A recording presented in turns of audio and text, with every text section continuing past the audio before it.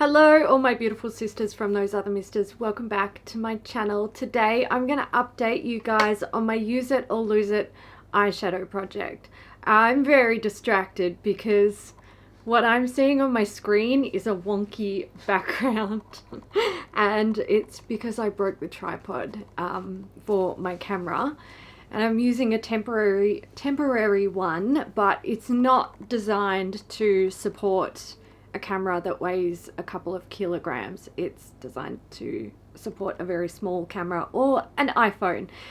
So I feel like things look a bit funny. Oh, the dog doesn't want me to stop patting her. That's what I get.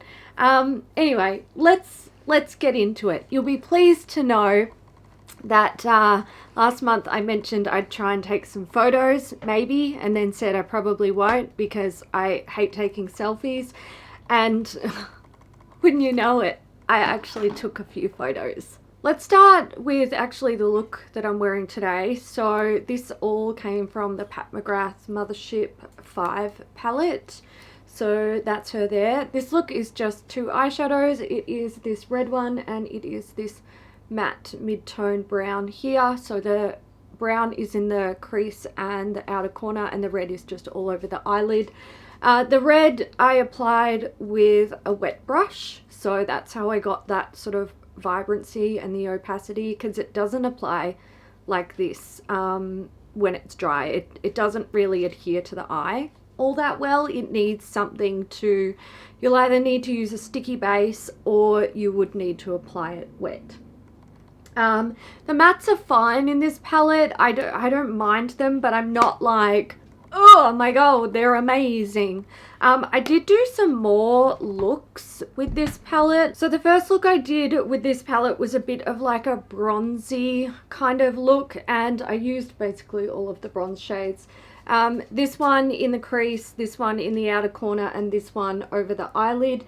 This is a strange shade. It's super soft in the palette. Like you could totally take a chunk out of that. When you swatch it, it feels gritty like a glitter, but then when you put it on again, it's kind of still gritty. Like there's bits of, like, I don't know, there's chunks, but it's basically like a metallic bronze with sort of like a gold glitter in it. In that particular look, I did also take this shade and pop it on my lower lash line, concentrating it mostly under like the center of my eye, just to give a little bit of highlight there, and that was pretty. I liked it. You can't really see it in the photo, but you know, whatever. Another look that I did using this palette, again, just featured 3 shades. This one I skipped on the mattes completely, so I used this red shade in my crease and my outer corner.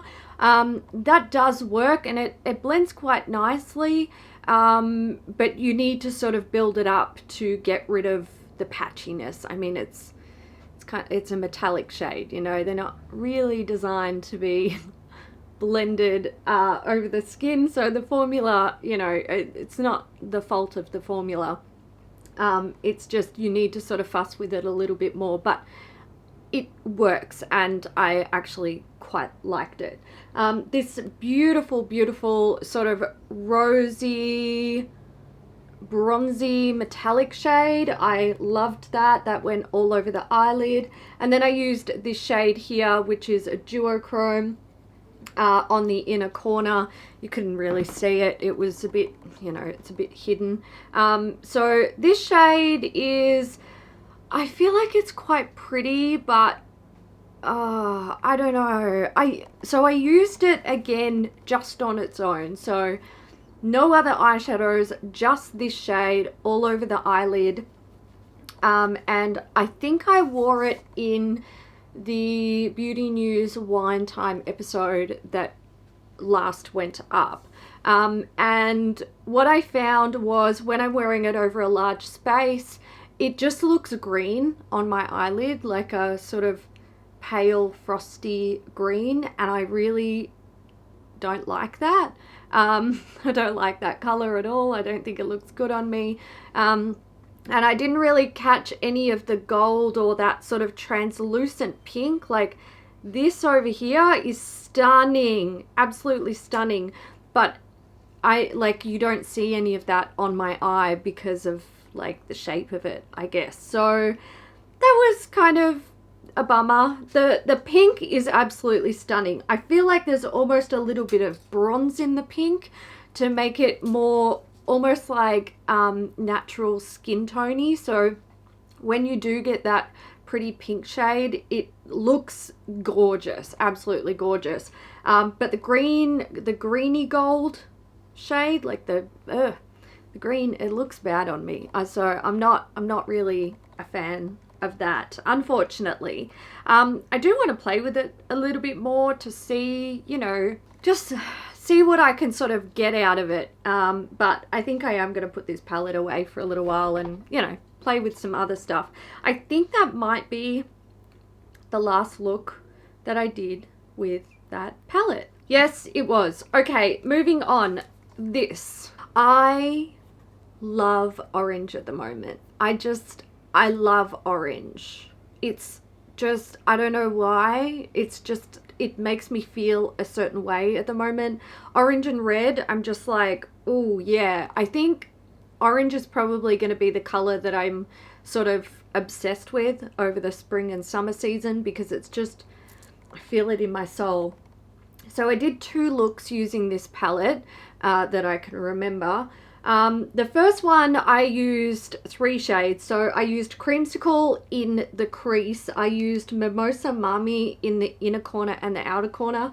And then over the center of the lid, I used Clementine, which is this beautiful sort of chunky glitter, which, look, I know some people don't like them, but I make no apologies for kind of loving it, basically. In my tidying up my beauty space, this room, which mind you is still beautiful and clean, I did wear this palette as well. I'm pretty sure I just wore Tangerine Dreams. I know it was just one of the sort of shimmery shades, but I can't remember if it was Squeeze Me, which is this sort of like, oh god, that is stunning. If I haven't worn that recently, I should. I don't think I have. So that was Squeeze Me, and wait, is that right? I'm getting confused. Yeah. So that one's Squeeze Me, and this one, a bit powdery, is Tangerine Dreams, which is stunning. I'm pretty sure it was Tangerine Dreams that I just wore it all over the lid and blended out the edges. I don't think you guys really saw much of my face in that video, so only when I was trying to rescue the camera after it ended up on the floor. I do think the formula of these, I don't even know what you would call them. Like, they're not metallics. They're like, maybe, they're not satins. They're like somewhere in between, basically. I think the formula leaves a little bit to be desired. Squeeze Me is particularly soft in the palette. I mean, it makes it easy to pick them up and apply them and all that stuff, but I mean, I think they could refine it for sure. But I liked the mattes that I used. I didn't have any issues with them, so I like that palette. I really like these little color capsule palettes from Colourpop. I've got a peach one, a red one, I've got a yellow one. I like them because if I'm vibing an orange look, I just have to pull out one palette rather than dig through 50 eyeshadow palettes to find 2 or 3 different orange eyeshadows. Early on in the month, I created another orange eye look, and I actually used this guy, the Subculture palette. I haven't used this in so long.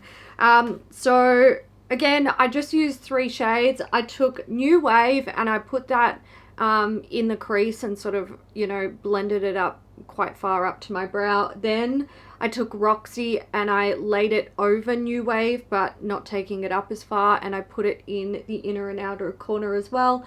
And then I took Electric and I put that over the center of the lid.